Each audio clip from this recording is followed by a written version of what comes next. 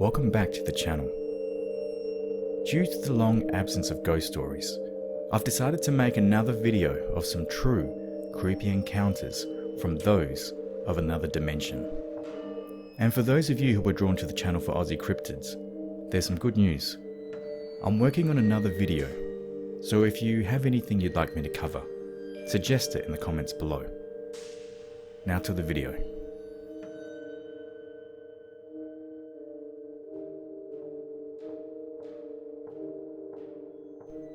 I got home from the gym last year about 5 PM.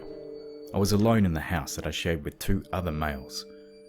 I usually grab a shake and start eating my post-workout meal while watching TV. I decided to get some milk before doing all of this, so I go to the fridge and have the door open drinking milk from the jug.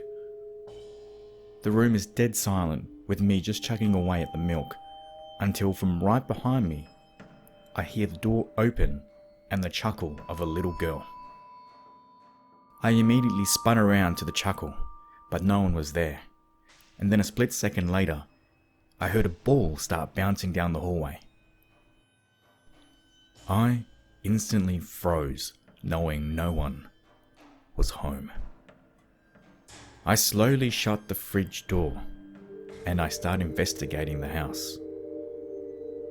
I went room by room down that hall. I went out the backyard. I came back in. I went out the front yard to check if anyone's cars were there and came back in. Nothing. Later on that year, I was dating a girl who apparently could see spirits and ghosts. She froze one night in the bedroom after entering. I asked what was wrong, but she replied, "Nothing," proceeding to laugh and joke before we got it on. That very same night, I had a nightmare. It was me laying in bed, but in the kitchen. I was saying goodnight to the girl I was with and going to sleep.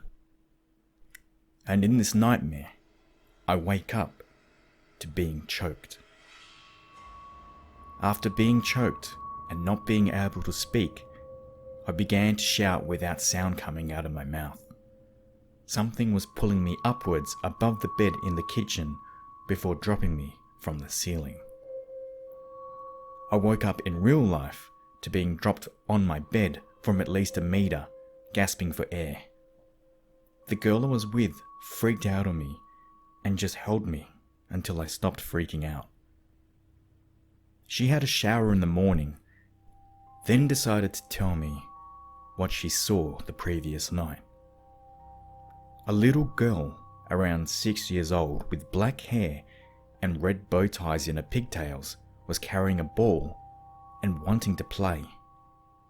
The only thing is, she had half a face, a cut throat, and ripped clothing. The weird thing was, she was just smiling all the time. I've been haunted ever since with strange voices and whispers at night. I wake up every night at 3 AM to something stroking my face.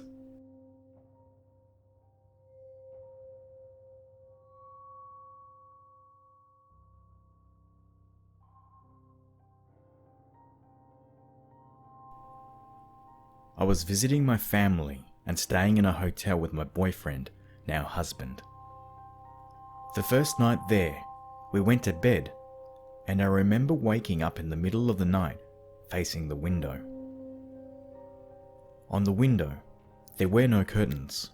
Outside was just pitch black with the moonlight shining in. So when I noticed there was a dark shadow in the corner of the room that looked human-shaped, I knew it was coming from behind me. After staring a while, and having a minor heart attack, I realized it must have been a floor lamp since that corner was kind of bare, and that was a logical choice. I rolled over and went back to bed. The following morning, I remembered this and turned to look into the corner where I thought the lamp was. There wasn't a floor lamp. The corner was bare. I mentioned it to my boyfriend and he went white. That's when he told me that he woke up in the middle of the night because he felt like he was being watched, so he went to the bathroom to try and shake off the feeling. Till today, my husband still gets that feeling of being watched in dark rooms. And every time I glimpse up at a window, I see a human-shaped shadow in the corner of the room.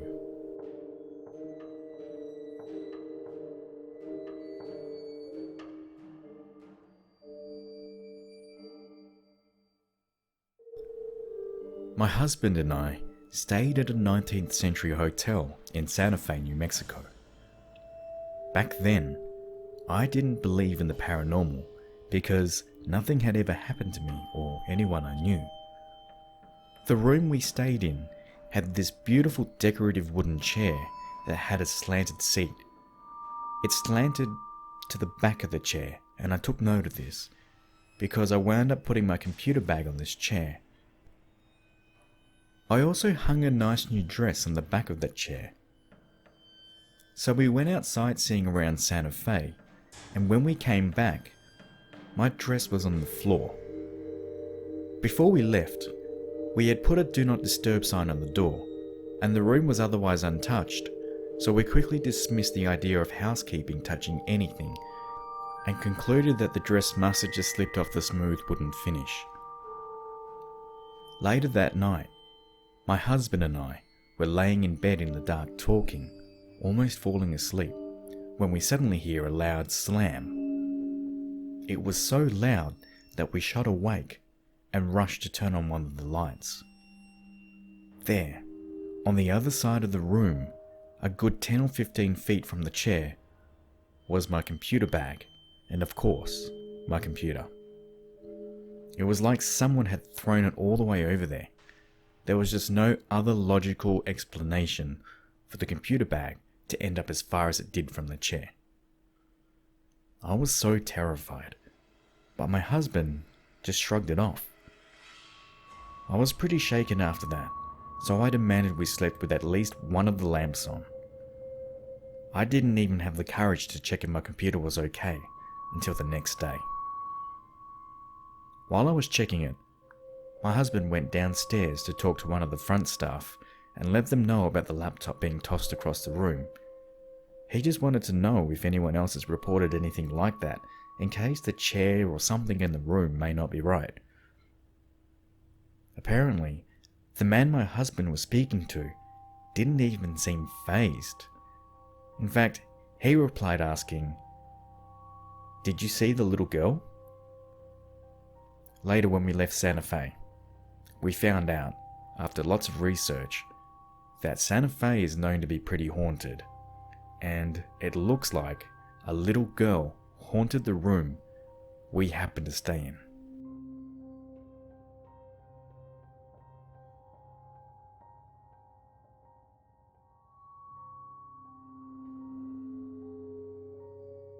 I'll start by saying that I used to have a shop in an over 100-year-old building that was split up into 3 different storefronts. I had one shop, my best friend had another, and the third was rented to another girl. I'm at the shop and the phone rings. A man's on the other end of the phone asking me for something or another, but is being really spacey. I was trying to talk to him, but there were long pauses before his answers, and he was just being a little odd. Then I remember I asked him something, and there was a long pause in the other end, long enough to make me ask, "Hello," because I think he had hung up on me. Instead, he replied with, "Oh, I'm sorry. I'm just having a hard time focusing on our conversation because there's a spirit standing next to you that is yelling into the phone trying to get my attention." At this point, I'm freaking out. There's butterflies in all of my veins, and the hairs on my skin are standing up.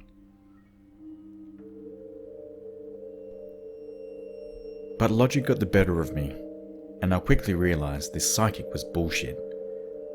So I decided to play along. I asked him, what was he saying? The man then told me a few broad comments about me and the space I'm in, all of which he could have easily found out if he looked in our website. Then the psychic takes a step further and tells me that the man's been in this building since the early 1900s and is infatuated with me. He's been following me for years, follows me to my house, my friends' houses, and the grocery store. Then the psychic tells me that the man is very jealous of the guy I'm dating and doesn't like him because of how serious things are getting between us. He then went on to tell me that this spirit hurt the guy I'm seeing when he was doing renovations on the building, which is where my jaw dropped. My boyfriend is in the construction field and recently did some renovations on the building.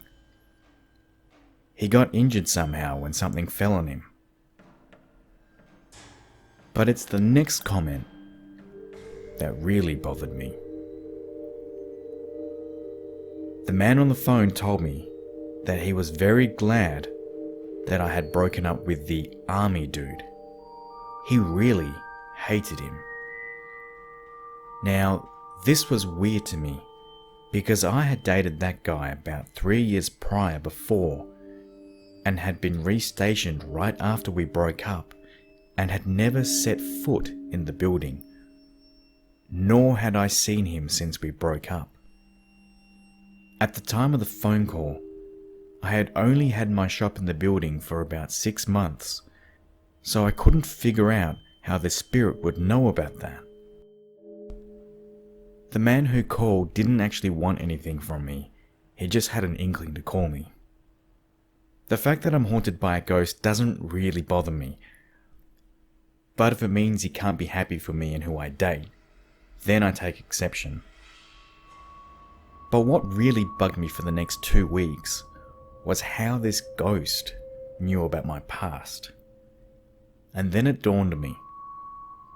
I had worked for my friend for about 6 months at her shop, which was in the same building. That was about 4 years prior, and in that time, I had broken up with that army guy, which would also explain why the psychic said the spirit had been following me for years. I no longer have that shop in the building, but I still go there every now and then to see my friend. We both agree that the building has some bad vibes, especially at night. But thankfully, I haven't had any incidents since then.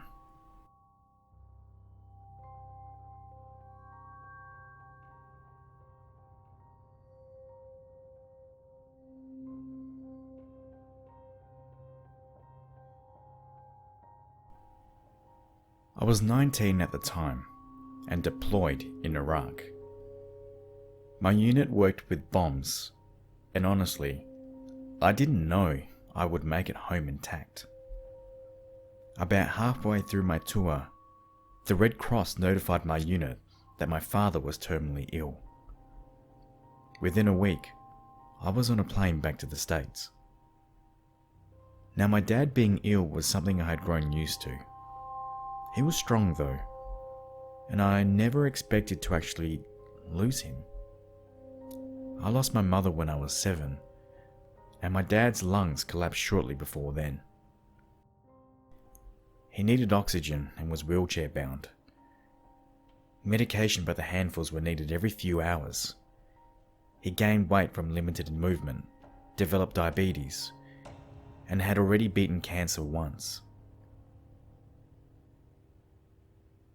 I arrived home, headed to the hospital, and he assured me he was fine and that the doctors were overreacting.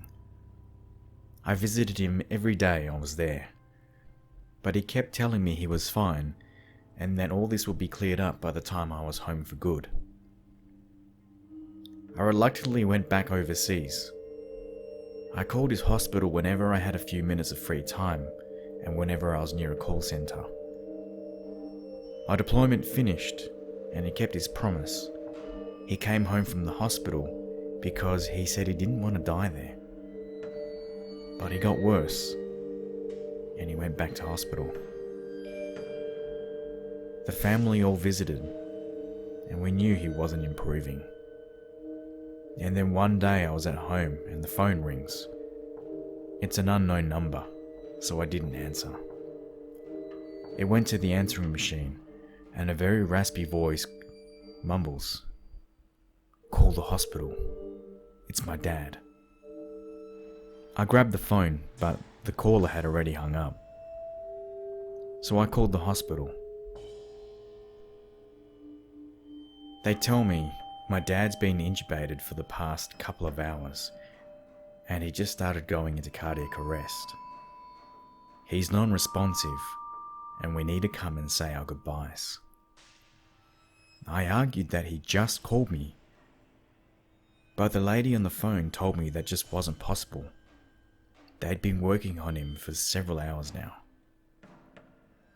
I hung up and told my family the news. My sister and I stared at the answering machine. We played the tape again and again.